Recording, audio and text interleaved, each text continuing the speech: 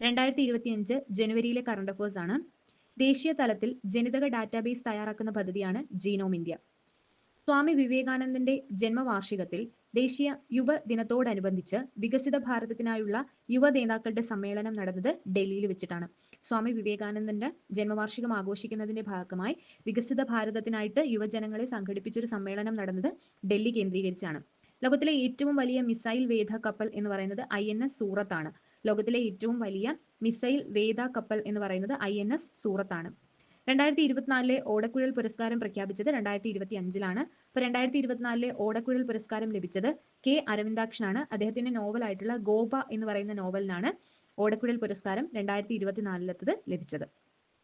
2025 ബ്രിക്സിൽ അംഗമായ രാജ്യം എന്ന് പറയുന്നത് നൈജീരിയ ആണ്. അപ്പോൾ ബ്രിക്സിൽ ലേറ്റസ്റ്റ് ആയിട്ട് അംഗമായ രാജ്യം എന്ന് പറയുന്നത് നൈജീരിയ ആണ്.